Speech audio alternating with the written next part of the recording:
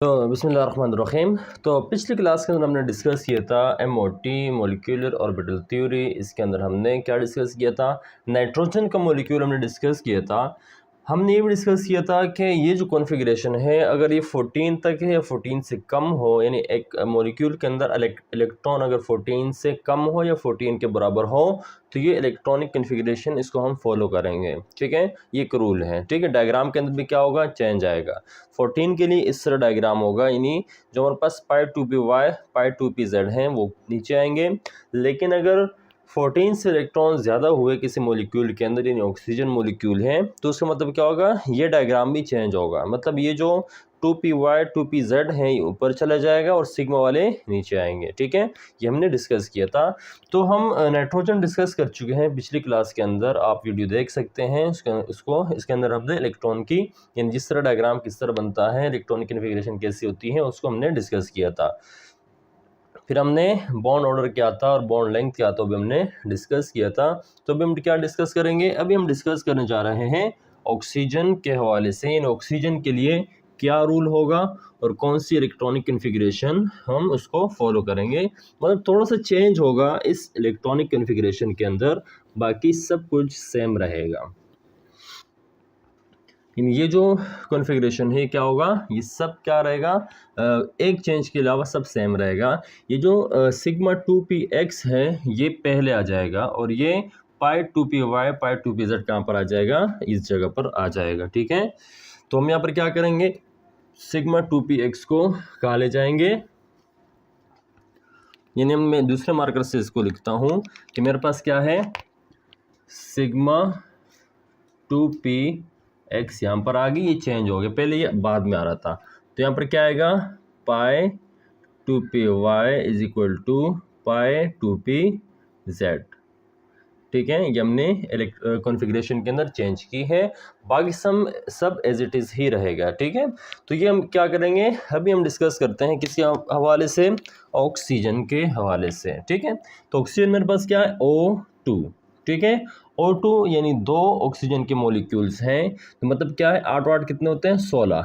Oxygen के अंदर 16 electron मौजूद हैं। हम इसी क्या करेंगे, कॉन्फ़िगरेशन करेंगे। ठीक है, तो क्या मेरे पास सिग्मा 1s2, फिर क्या है सिग्मा स्टार 1s2, फिर मेरे पास क्या है सिग्मा 2s2, फिर मेरे पास क्या है सिग्मा स्टार 2s2। ये सब लिखा हुआ है सामने, आप देख सकते हैं।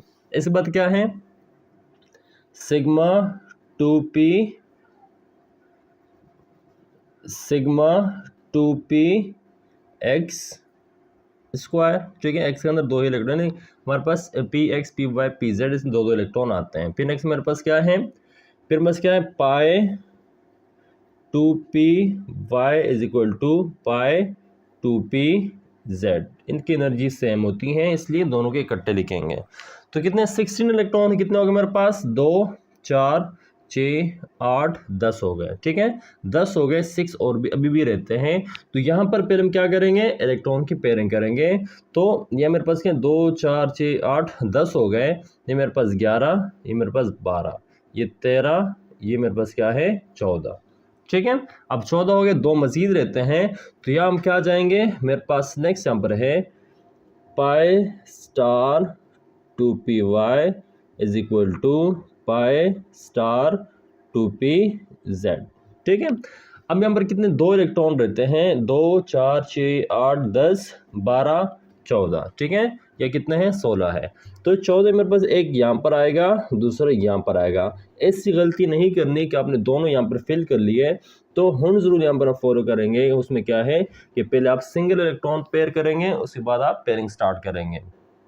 सिंगल इलेक्ट्रॉन फिल करेंगे, उसके बाद क्या स्टार्ट करेंगे, पेयरिंग स्टार्ट करेंगे। तो यहाँ पर क्या है 2 4 6 8 10 12 14 15 16 इलेक्ट्रॉन यहाँ पर हमने फिल कर लिए। इलेक्ट्रॉनिक कॉन्फ़िगरेशन हमने क्या कर लिया। ठीक है, अब यहाँ पर ऑक्सीजन के हम इंडिविजुअल भी हम क्या करेंगे, ऑक्सीजन के हम इंडिविजुअल भी इलेक्ट्रॉनिक कॉन्फ़िगरेशन करेंगे। एक ऑक्सीजन में हम जो पिछले करते आए हैं, तो एक ऑक्सीजन के अंदर 8 इलेक्ट्रॉन होते हैं। तो अगर हम इसको करेंगे 1s2 2s2 2p4। ठीक है, यानी p के अंदर कितने इलेक्ट्रॉन हैं, 4 इलेक्ट्रॉन्स मौजूद हैं।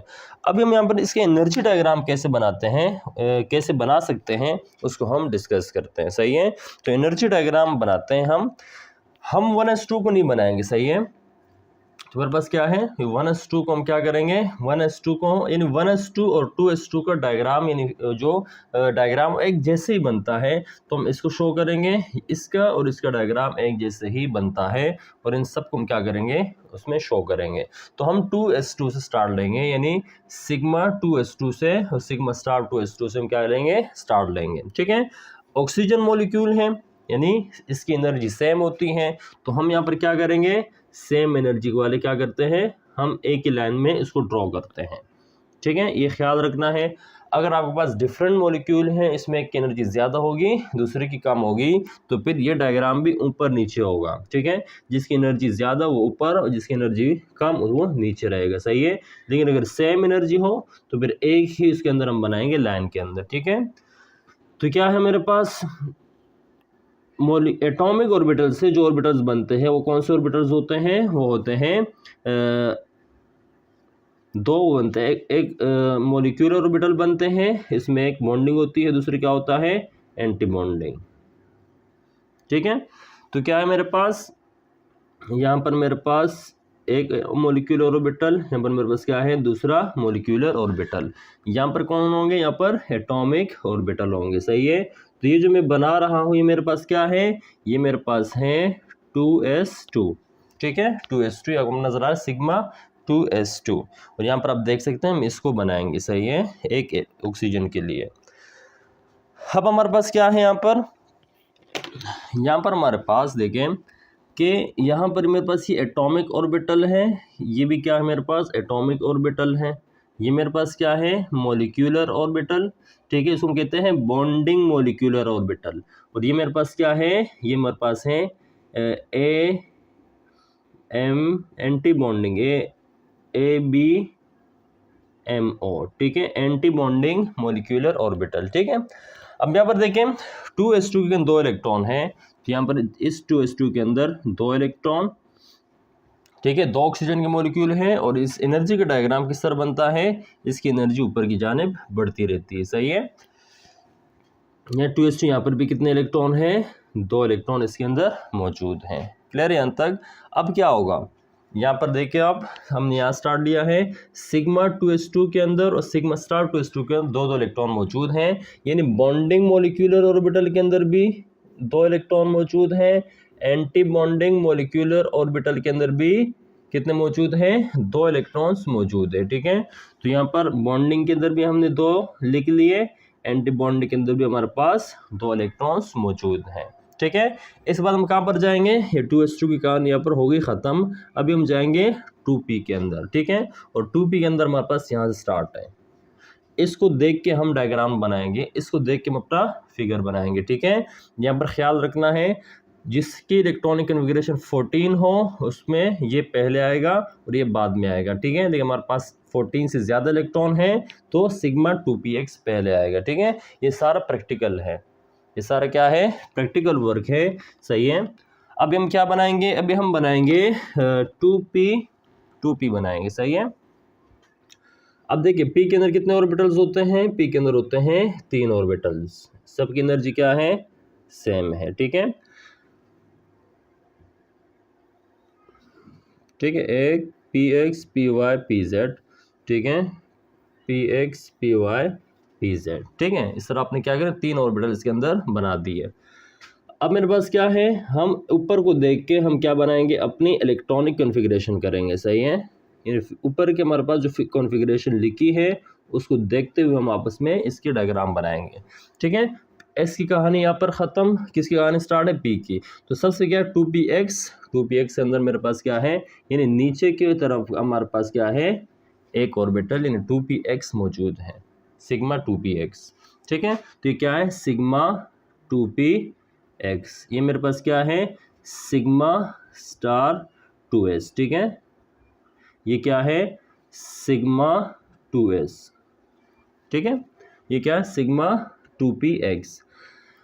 इस बात क्या है आपको नज़र आ रहा है पाई 2py पाई 2pz, इसको हम एक ही इसके अंदर बनाएंगे। सही है, तो मैंने यहाँ पर बना लिया 2 पाई 2p पाई 2py पाई 2pz, ठीक है। इसको हमने क्या कर लिया, ये मेरे पास ये रहा,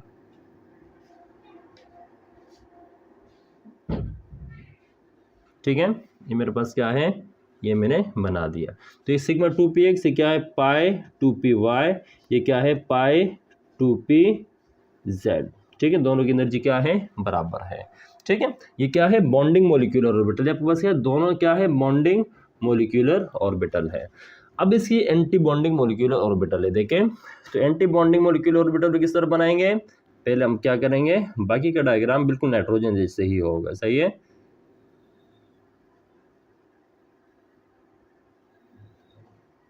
ठीक है, आपके पास क्या एंटी बॉन्डिंग 2py 2pz, ठीक है। तो मेरे पास क्या है 2py 2pz pi star 2py is equal to pi star 2pz, ठीक है। इसका नेक्स्ट कौन सा होगा, फिर सिग्मा होगा, ठीक है। सिग्मा नजर आ रहा है। तो मेरे पास क्या है, सिग्मा स्टार 2px, तो मेरे पास क्या है, सिग्मा स्टार 2px नजर आ रहा है आपको। और आपके पास क्या है, पाई स्टार 2py पाई स्टार 2pz और सिग्मा स्टार 2px, ठीक है। इलेक्ट्रॉन की कॉन्फ़िगरेशन कैसे करेंगे, वैसे आपके पास क्या है 2px यानी 1s2 2s2 ये हमने बना लिया है। 2p के अंदर कितने इलेक्ट्रॉन, 2p4 4p के अंदर 2 इलेक्ट्रॉन है। ये मेरे पास 1 2 3 4, ठीक है। 2 ऑक्सीजन है, एक तरफ एक ऑक्सीजन है, दूसरे क्या है, एक ऑक्सीजन है, ठीक है। तो इसके अंदर भी दूसरे मॉलिक्यूल के अंदर भी 2p के अंदर कितने 4 इलेक्ट्रॉन है। तो मेरे पास 1 2 3, ठीक है। और इसके अंदर मेरे पास क्या है 4, सही। p के अंदर 4 इलेक्ट्रॉन मौजूद हैं। 2s2 यहाँ पर लिख रहा 2p4 4 के अंदर इतने इलेक्ट्रॉन मौजूद हैं। अपन यहाँ पर देखते हैं इलेक्ट्रॉन की फिलिंग कैसे करेंगे, यहाँ पर आप देख सकते हैं। तो मेरे पास क्या है, सबसे पहले 2px के अंदर 2 इलेक्ट्रॉन है, तो ये मेरे पास है सिग्मा 2px, ये भी क्या है सिग्मा 2px। सिग्मा 2px में 2 इलेक्ट्रॉन्स मौजूद हैं, आपको नजर आ रहा है यहाँ पर। इसके बाद क्या है पाई 2py पाई 2pz, तो पाई 2py के अंदर 2 इलेक्ट्रॉन, पाई 2pz के अंदर 2 इलेक्ट्रॉन मौजूद है। इसके अंदर हमने 2 इलेक्ट्रॉन लिख लिए, ये मेरे पास क्या है 2 इलेक्ट्रॉन मौजूद है। अब एंटी बॉन्डिंग की तरफ देखें, ये मेरे पास क्या है एंटी बॉन्डिंग मोलिक्यूलर ऑर्बिटल, ये क्या है बॉन्डिंग मोलिक्यूलर ऑर्बिटल, ठीक है। अब 2py के अंदर कितने इलेक्ट्रॉन है, 2py के अंदर 1 इलेक्ट्रॉन, और दूसरे मेरे पास क्या है 2py के अंदर 1 इलेक्ट्रॉन मौजूद है, ठीक है। तो ये डायग्राम किस चीज़ का था, ये था ऑक्सीजन यानी O2 के लिए आप इस तरह का डायग्राम बनाएंगे। यहाँ पर ख्याल रखना है, अगर नाइट्रोजन का मॉलिक्यूल हुआ तो ये 2 जो आपको नज़र आ रहा है 2 ऑर्बिटल नीचे होगा, एक ऊपर होगा। ऑक्सीजन के सेंस में एक ऑर्बिटल यानी सिग्मा वाला नीचे होगा, पाई वाले ऊपर होंगे। ये ख्याल राज में रखना है। ये डायग्राम ऑक्सीजन के लिए है, नाइट्रोजन के लिए ऐसा डायग्राम नहीं होता, उसके अंदर यहाँ पर चेंज होती है, ठीक है। अब इसके हम क्या निकालते हैं, बॉन्डिंग और बॉन्डिंग ऑर्डर निकालते हैं, बॉन्ड ऑर्डर, सही है, बॉन्ड ऑर्डर निकालते हैं, ठीक है। बॉन्ड ऑर्डर का फार्मूला होता है NB minus NA divided by 2। NB minus NA का मतलब क्या है, डिवाइड बाय 2 का मतलब ये है कि बॉन्डिंग के अंदर एंटी बॉन्डिंग का कितने इलेक्ट्रॉन है उसको हम पहले फाइंड करते हैं फार्मूले से, ठीक है। फार्मूला इसको आप देख सकते हैं।